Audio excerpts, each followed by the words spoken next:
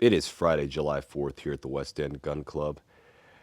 Today is Independence Day. For those of you not in the US or the United States, it is a national holiday, and so I have the day off from work. Came out to the range to do a little shooting with what I will call a new gun, but we'll bust it out in a few moments. And I got here a little bit before 5. Just been waiting for the sun to come out, setting up a paper target and a steel target out here on the rimfire range. I do have a cold, a little bit of a cold. I can get kind of, I think I peaked out like a couple days ago and just kind of on the tail end of it. So I do like sound kind of weird, maybe. I don't know. In any case, just kind of beat this cold. It's picked it up from family. Nothing serious, but we're all good. And since I work from home, it doesn't really, you know, impact me because I'm still able to do my job and work.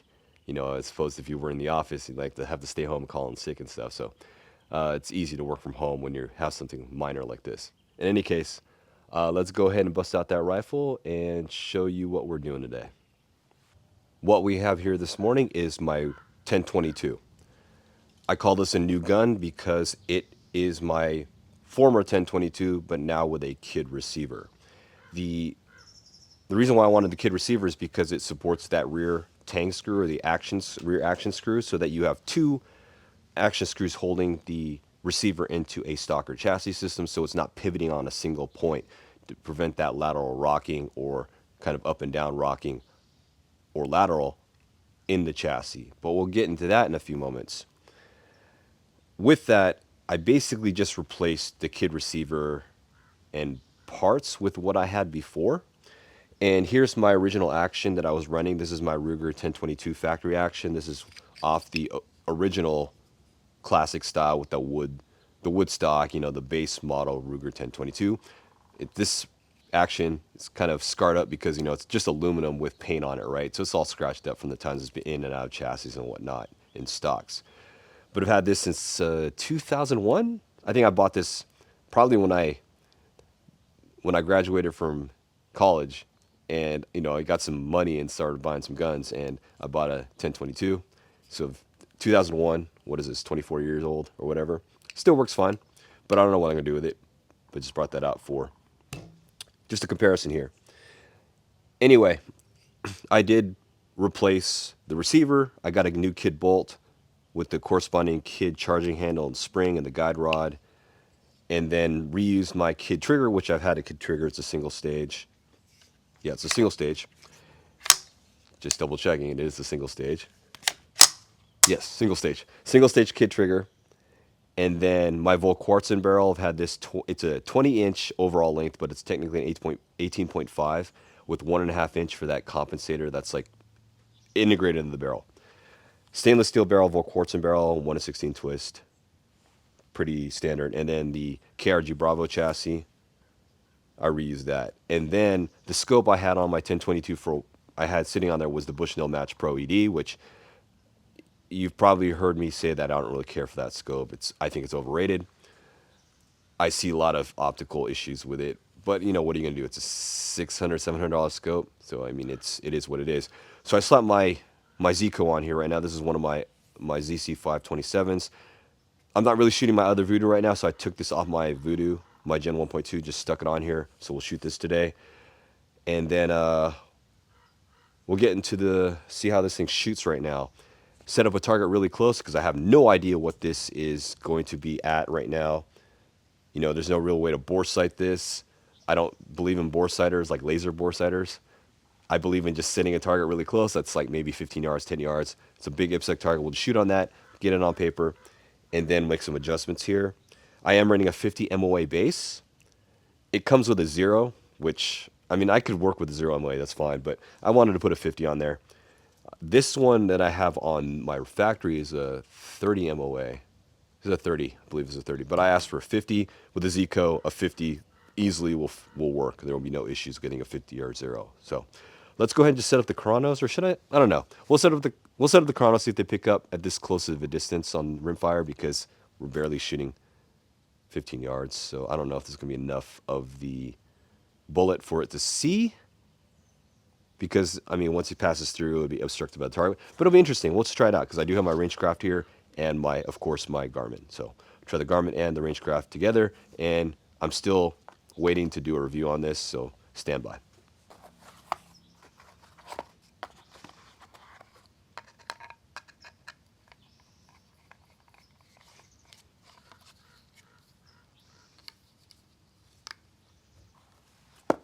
All right, we got both chronos set up. Just gonna bisect it. The chronos with my barrel here, and we'll see if we can get this thing on paper. Just got a target there really close. I don't know, 10 yards, 15 yards in between. Again, I just grabbed this thing off my Voodoo. This is probably really close to bottomed out on the Voodoo, or the Zico for the elevation. Because on the Voodoo I run 60 MOA. This is brand new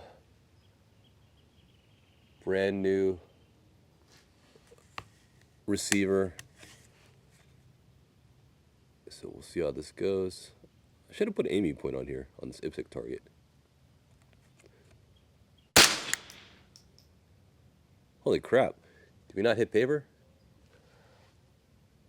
Oh, we are on paper. I did not fucking, I don't have my parallax dialed down. Okay, there we go. There's a dot. All right, let me aim at that. Aim at my previous shot. All right, we're way low. All right, so that was 6 minutes. 6 minutes, and then we need to come right a minute. Come right a minute. All right, let's take another shot here. Oh, pretty close. All right, probably another minute. All right, and then maybe a half minute up. 6.5. And I haven't paid attention to the chrono. It is picking up rounds. All right, that we came too far right. But yeah, we're picking up rounds here. I'm not paying attention. I can't even see my bipod in the way.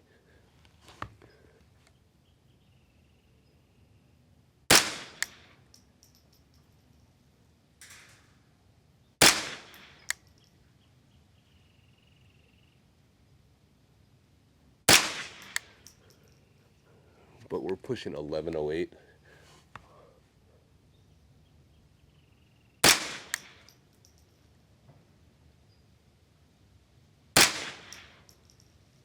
All right, I think we're on 11:04. Whoa, that's a huge difference there. 11:04 versus 1099. Compared to the previous ones, they're only 1 foot per second off. Okay, anyway, let's go ahead and push this out to 50, because I think we're close. We're pretty much on. I think it's just going to fine tune it. There's a little bit of wind this morning, but you know, at this distance, it didn't matter, but it will matter at 50. Let me load up. Oh, I have a mag loaded. Let's go ahead and just push this out. Pause my chronos, and we'll walk out there and move this target back. All right, we have a target out there at 50. Gonna go ahead and just shoot off of my bench rest target, because I set up a bench rest, ARA bench rest target on my IPSC. I'm gonna shoot at the head of my IPSC. We'll see what my drop is and make adjustments from there. I am just shooting off a bench this morning, modified prone. It's just lazy to lay down this morning.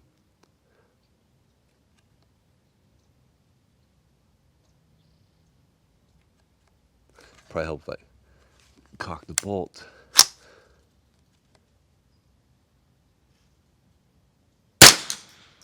Okay, we're way high.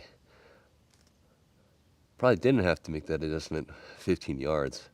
All right, so we're 3 mils. So 3.5 should get us there. Our windage needs to come in though, to the left. For sure. Okay.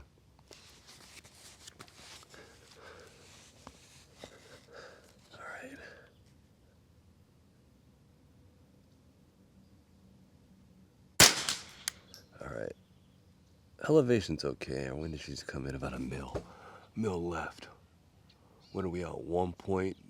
It's about 0.8 right there.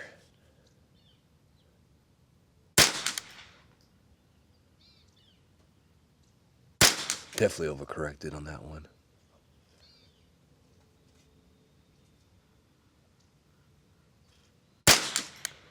Okay. How much do we need? 2/10, right? Okay, let's see. Let's go ahead and move my bipod down just a little bit here.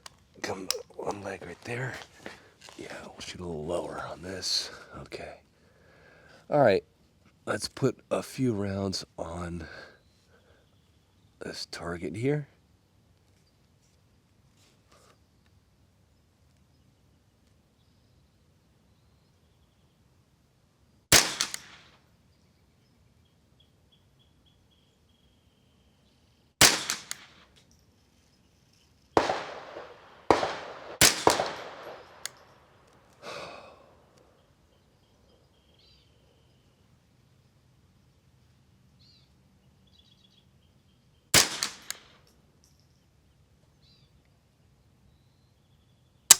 Okay.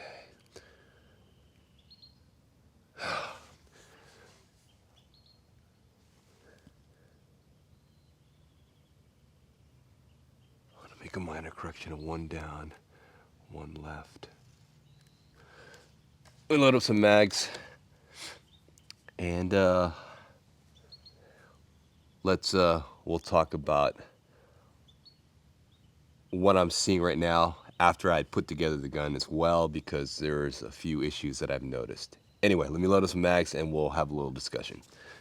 So today we are shooting the Ely semi-automatic or semi-auto 22 LR benchrest precision. This is the only ammo that I've found that actually shoots in this Volquartsen barrel that I have, this specific example that I have, so that's why I'm using these. But let's get into this gun a little bit. So, I bought this kid receiver because I was hoping to have a more stable action in the chassis because it won't pivot on a single action screw. Well, come to find out, there is some weird fitment in this KRG Bravo chassis. One of the other competitors at my NRL 22 match, he actually told me that they were having, it doesn't fit, like the kid receiver doesn't fit in the KRG Bravo. I'm like, oh, that's interesting. So I didn't know, like what he said, they had to Dremel some stuff out. So what I ended up, I put this in, and I said, okay, this fits fine. You know, no issues here. When I tightened out the rear tang screw, and then I started tightening down the main takedown screw, I noticed that it was actually bouncing. Like it has this weird bounce to it, like it's hitting, like it's flexing on something. What the heck is going on here? Couldn't figure it out. So there's these shims that go over the action screw, and you can actually remove one of them or swap them out in order to adjust the height. And so what I am doing is flipping it, and it prevented the action from bouncing when you're squeezing the barrel. Like there's no like weird bounce to it, like it's spongy. However, it sits high in the bore line. Seems like it's pointing up. The receiver looks flush. Bore line's pointing up, but it's not. I mean, the bore line's kind of pointing up, so you see like it's an extraneous gap between the channel, the barrel channel, and the barrel, which is fine because I want it to free float. But aside from that, I noticed there's actually side to side rocking here. It's moving in the chassis. So I don't know what's going on here as far as that. So if somebody can explain to me what that might be happening there, I'm going to probably tear this down when I get home after this range session, because I wanted to put it together so I can shoot it this morning. So I did. And but I noticed there's that slight rocking, and there's like this side to side play. Like the receiver, you can see the whole receiver move with the chassis, which is not good inside the chassis. The rear side is rock solid. There's no pivoting there, but it's definitely movement here. So I'm going to probably tear it down in those two plates above the takedown screw. I'm gonna experiment with those because you have to take apart the inside chassis from the outer chassis, and it's gonna be a little bit. Try to experiment with that, and then try to figure out like the fitment there. I have a feeling that those plates need to be bedded, to be honest, because I think those plates aren't flush with the chassis, which is because those plates, your action screw goes through them, but those plates are wedged in between the inside of the KRG Bravo's aluminum chassis. And so I think there's that those things move inside that. They're not secured to the actual aluminum bedding or aluminum chassis. So I think that might be the flaw in this chassis. I never realized it. Um, so I don't know. Anyway, let's go ahead and just put more rounds down range. Let me load up this last mag, and then we'll see where we're at least get it zeroed. And then get some more valid data for the Athlon versus Garmin comparison, because I'm going to write that review soon enough. I just got to take some time to actually compose it. So, but the Athlon's cool. There are some things I don't like about it, to be honest. The price point's good, but I have a few issues with it, to be honest. But you'll find out in the review that I write. All right, where are we here?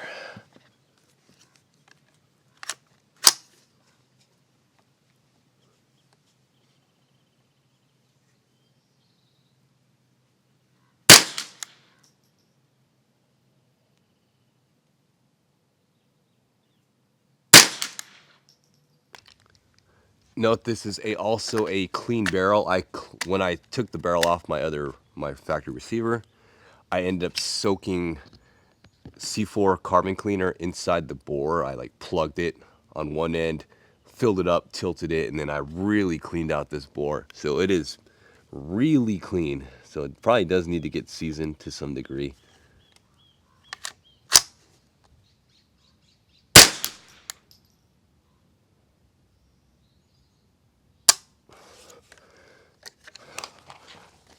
So just for your guys' information, 30 rounds picked up on both chronographs. I'll give the Garmin first.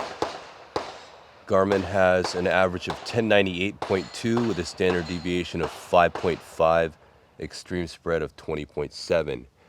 The Athlon Rangecraft, on the other hand, has an average of, I can read this, is dim. Sorry, I cannot see it here. Average of 1102.3. How do I get standard deviation on this thing? Oh, this is what I don't like about the, okay, standard deviation of 5.2, extreme spread of 19. So 1098 average on the Athlon, or the 1098 average on the Garmin versus 11.2 average on the Athlon.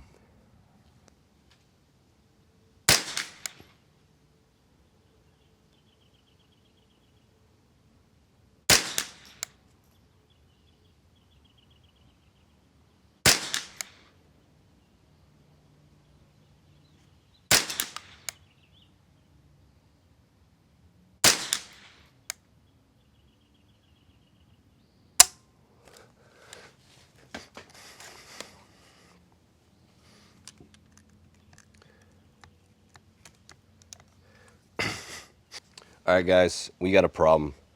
And in my eagerness to get this to the range today on my day off from work, I slapped it together yesterday afternoon or late in the evening, early in the evening. So when I was doing the testing, I didn't realize I didn't come to try this. So I was pulling down to say, okay, yeah, the bounce is gone, right? But I didn't do this. You can see there, this thing is moving off the. So this pivot point here, there is a fitment problem.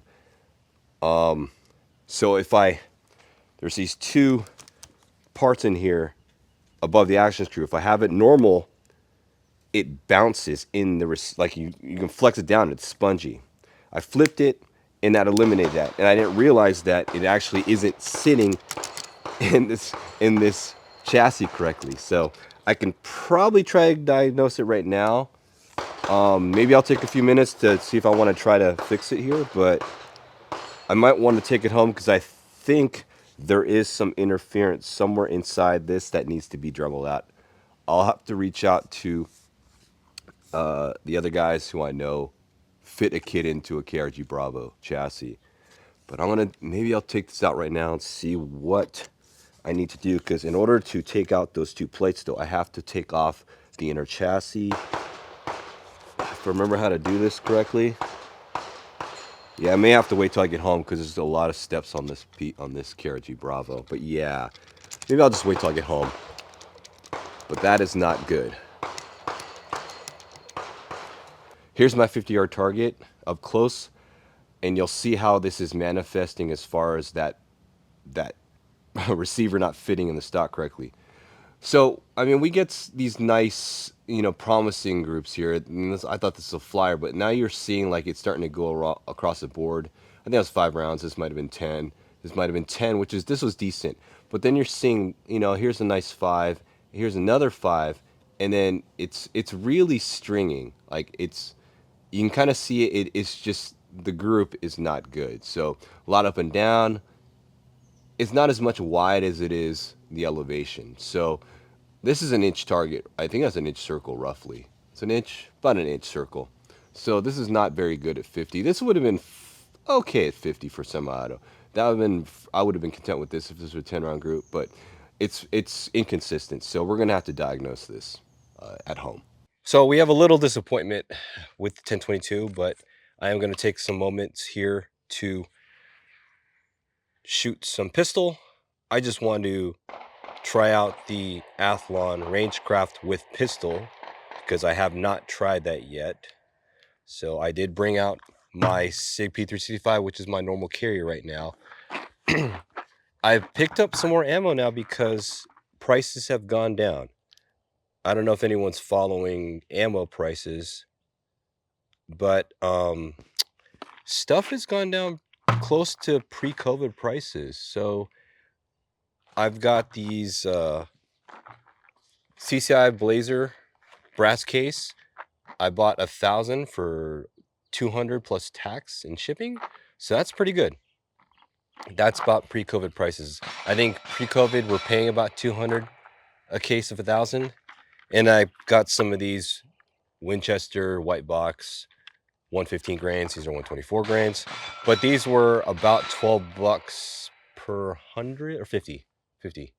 12 bucks. It was a little higher, but then I saw these drop down in price. So things are looking pretty good from an ammo standpoint. I think 223 is still pretty expensive for factory stuff. If you just want to shoot like factory M193s or M855s.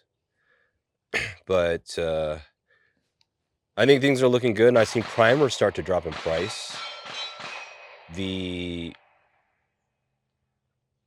I think what am I thinking? Powder Valley, which I haven't bought from a long time because they were always out of stock of everything. They dropped primers down pretty cheap. I think, well, pretty cheap comparatively. I saw small rifle going for 50 bucks a brick, and that's insane. Small rifle, just regular. That's not bad, 50 compared to what we were seeing before. So prices starting to come down. Match primers are still about 100 bucks a brick, which is pretty insane. CCI BR4s, I'm not going to buy any anytime soon because I think the cheapest I've seen is about 100 bucks. Recently, I've switched to Federal Gold Medal Match primers because those are down to 100 bucks, and I think those are getting down to like 80 or 90 if you buy right now. So anyway, I'm just saying that the prices of things are getting a little bit better. But California, we're in a world of hurt because we pay that extra 11% tax on ammo, believe it or not. So not only we pay sales tax, we pay 11% on top of that, or in addition. So basically, sales tax in Riverside County is about 8.75, so 9% roughly, plus 11, so that's 20% tax. 20%. Can you believe that? 20% tax on ammo and firearms. That's insane when you combine a sales tax plus this firearms excise tax. So I think the goal for California is basically, as if they can't ban things, what they want to do is basically make it expensive for you to shoot. If they price everything out, then it's basically going to eliminate lower middle class people from owning firearms, and it's pretty insane. And they're doing other things. I think they want to do a license for ownership now, which that ain't gonna, I don't think that's gonna ever happen. As much as I'm gonna try, that ain't gonna happen. So, sorry, license for ownership. Let me clarify. I think it's like you have to get a safety certificate or something for ownership, which essentially becomes a license for ownership. So, P365, Lotto Federal HSTs. That's my normal carry. I'll keep that off the side here. We'll just shoot these. Let's try these CCI Blazer 124 grains, which I honestly never fired before. These are brass case. Never fired these before, but we'll see how these shoot, especially velocity wise.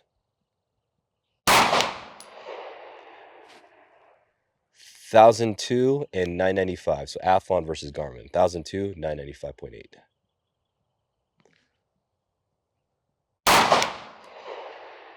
982, 986. 975, 971. 982, 976. 968, 967. 987, 983. 982, 982. 982.3, 982.3. So I don't know how it's suddenly faster on the Garmin or Athlon and then slower on the Garmin, but then they suddenly just coincide. 982, 982, 982.9, 982.8. 998.4, 984. So now 4 foot per second difference. It's kind of weird how these deviate. 967, 967, 967.2, 967.6.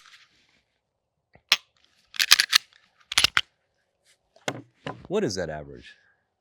960, 982 average, 980 average. Interesting. And it's actually holding to the left with this ammo. I wonder if I should adjust my sight. Probably should go get a tool and adjust this. Fortunately, I was able to find the Hollow Sun tool. I had one. I don't know what I have this for. I think this is for one of my 507s, but was able to adjust it because it's got this really thin head here, and you really can't fit like a 9mm case rim on here like you can with an aim point. So that's why I prefer an aim point for those regards. The Hollow Suns, the fact that you need like a special tool or find something that you can kind of manufacture a flathead or chisel type thing just to adjust that. Lots of cars moving around behind me. People started rolling in about an hour ago. I guess everyone's got the day off, of course, for a holiday. So everyone's decided just to come to the range this morning.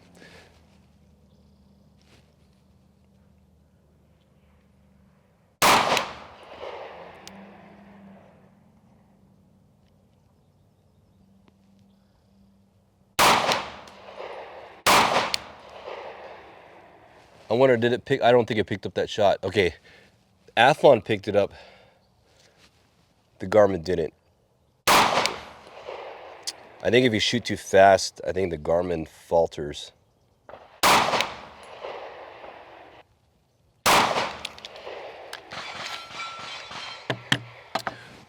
Let's do a test. I am curious to see if we fire really fast, which one can pick up, which one will not pick up stuff. So I'm gonna guess, based on what I've been seeing, the Garmin's gonna miss rounds. So let's try this. I am curious. All right, hopefully this stuff's in frame, but I'm gonna go ahead and shoot 10 rounds without really slowing down. And then we'll see which rounds get missed on each side.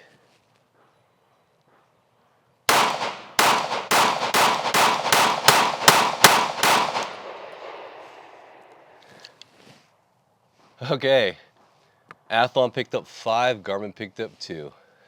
All right, we're gonna go ahead and shoot another sequence where we're shooting it without stopping, but I'm gonna have it kind of slow. Not a rapid fire, but we'll just go shoot kind of slow to see how many get picked up or missed on each side. Starting now.